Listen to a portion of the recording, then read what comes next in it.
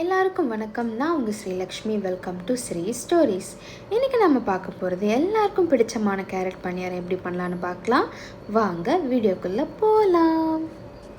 இது பண்ணுறதுக்கு ஃபஸ்ட் நம்ம ஒரு கப் ரவை எடுத்துப்போம். 1 மீடியம் சைஸ்டு ஆனியன்,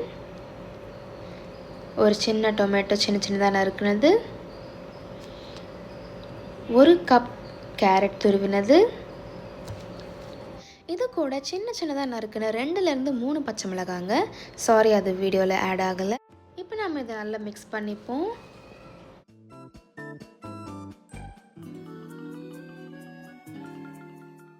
இப்போது ரவை மெஷர் பண்ண அதே கப்பில் 1/2 கப் தயிர்,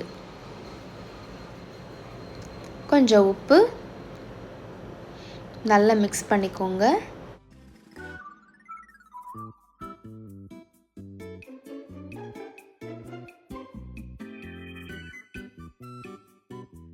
கொஞ்சம் தண்ணி சேர்த்துக்கலாம்.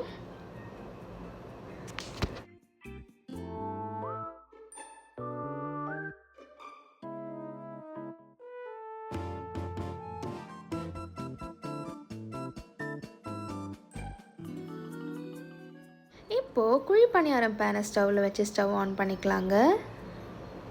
லேசாக எண்ணெய் தடவிக்கலாம்.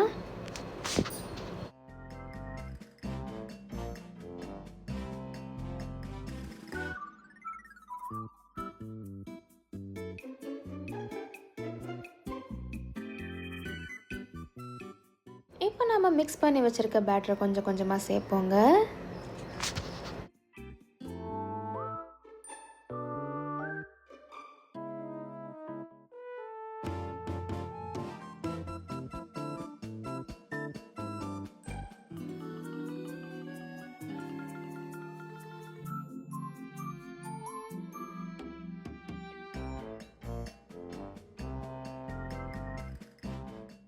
ஸ்டவ் மீடியம் ஃப்ளேமில் இருந்தால் போதும்.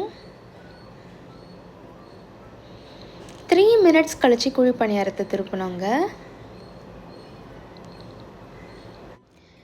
திருப்பினதுக்கப்புறம் ஒரு 2 to 3 மினிட்ஸ் இருக்கட்டும்ங்க. அதுக்கப்புறம் நீங்கள் பிளேட்டில் எடுத்து வச்சு சர்வ் பண்ணலாம்.